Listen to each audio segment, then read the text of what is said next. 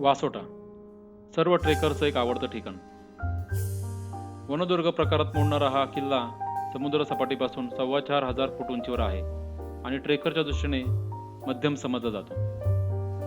हाच किल्ला पाहण्यासाठी आम्ही आदल्या दिवशी बामणुली या गावात येऊन मुक्काम केला. सकाळी उठून पाहिलं तर आम्हाला समोर दिसलं ते कोयनेचं अविलोभनीय आणि अविस्मरणीय असं दृश्य. कोयनेचं ते अथांग रूप पाहून आम्ही सर्वजण भारावून गेलो आणि याच ठिकाणी आम्ही रात्री मुक्काम केला याच्यावर आमचा विश्वास बसेना. त्या भारावलेल्या अवस्थेतच आम्ही चहा नाश्ता करून घेतला आणि किल्ला पाहण्यासाठी जो परवाना लागतो तो काढण्यासाठी गावात गेलो असता तिथे आम्हाला हे पक्षी दिसले. त्यांच्या सुमधुर आवाजाने ते आम्हाला मोहित करत होते.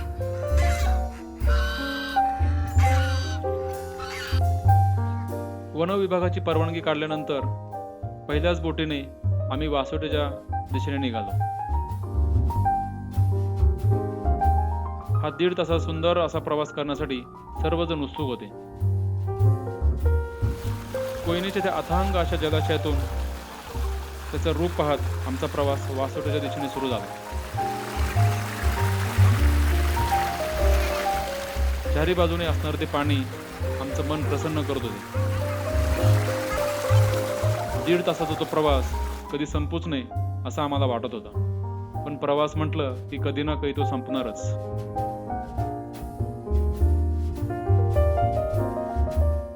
साधारण 1-1.25 तासानंतर आम्हाला समोर दिसला तो आ वासून उभा असलेला वासोटा. जणू काही आम्हाला साधच घालत होता आणि आमची वाटच पाहत होता. त्याचं ते रांगडं रूप पाहतच आमची बोट किनाऱ्याला लागली. एक एक करून सर्वजण आम्ही बोटीतून खाली उतरलो. इथून पुढे सुरू होतो ते कोयना अभयारण्याचं घनदाट जंगल. पुढं चालून गेल्यानंतर आपल्याला कोयना अभयारण्याची एक मोठी कमान लागते.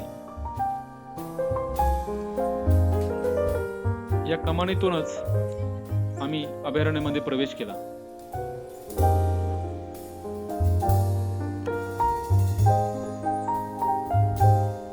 आतमध्ये प्रवेश केल्यानंतर वन विभागाच्या ऑफिसमध्ये जाऊन आम्ही आमचा परवाना दाखवला.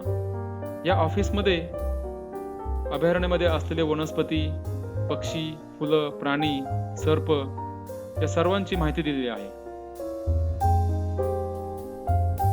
ही सर्व माहिती आम्ही वाचून घेतली आणि याची नोंद आमच्या डायरीमध्ये करून घेतली.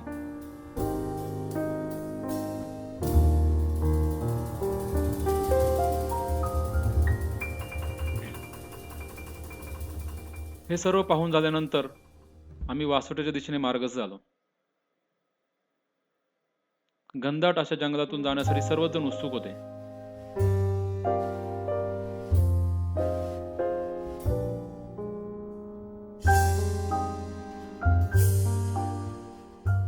मजल करत आम्ही पुढे चाललो होतो आणि आमच्या चारही बाजूने होतं ते घनदाट जंगल.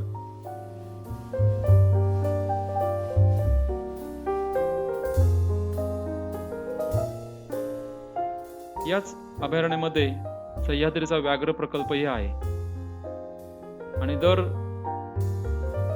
2 किंवा 3 वर्षांनी इथे असलेल्या वाघांची गणना केली जाते, अशी माहिती आम्हाला तिथे असलेल्या ऑफिसमध्ये मिळाली.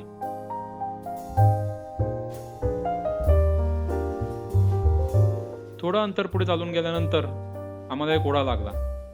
या ओढ्यातलं पाणी पिण्यायोग्य असल्यामुळे आम्ही ते आमच्या बाटलीमध्ये भरून घेतलं आणि उंच अशी झाडं आणि घनदाट जंगलातून आम्ही पुढे मार्गस्थ झालो.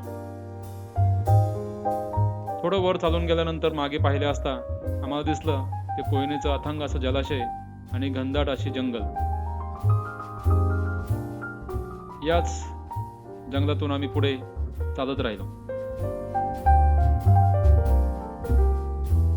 थोड्याच वेळानंतर आम्ही गडाच्या माथ्यावर पोहोचलो.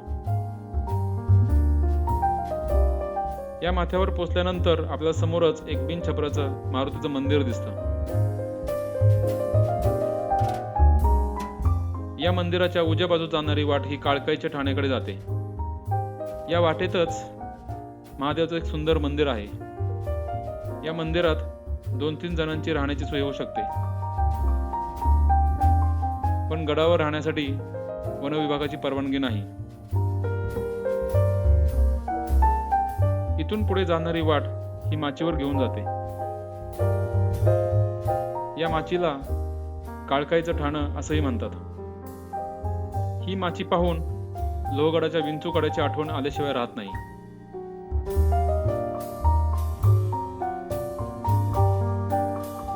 हे सुंदर असं विहंगम दृश्य आम्ही आमच्या नजरेत आणि कॅमेऱ्यामध्ये टिपत होतो.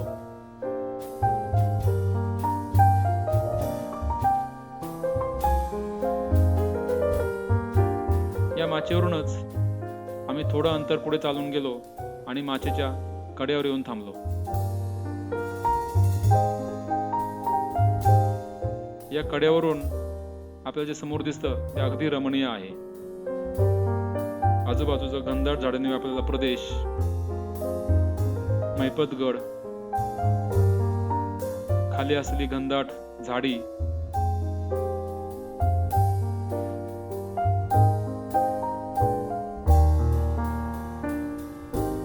समोरच असलेलं कोयनेचा जलाशय, हा संपूर्ण देखा पाहण्यासाठी मोठा रमणीय आहे. मारुतीच्या मंदिराच्या डावीकडे जाणारी वाट ही आपल्याला जोड टाक्यापाशी घेऊन जाते. या टाक्यातील पाणी पिण्यायोग्य आहे. पुढे ही वाट जंगलात शिरते. या घनदाट जंगलातूनच आम्ही पुढे चालत राहिलो.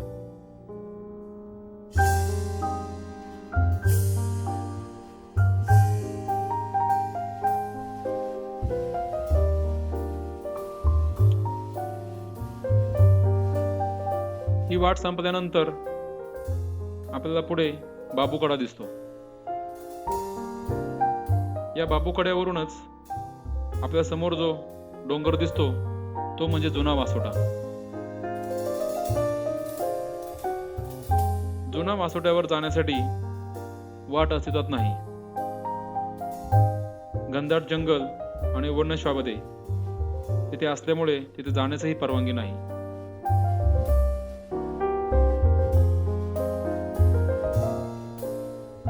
या बाबूकड्यावरूनच तुम्ही फक्त जुना वासोट्याचं दर्शन घेऊ शकता. आणि ते घेतच आम्ही पुन्हा गड उतरायला सुरुवात केली.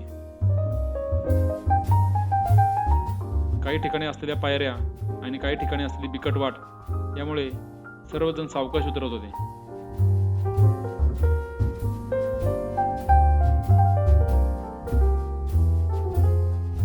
प्रत्येकाने एकदा तरी वासोट्याला भेट द्यावी असा हा किल्ला.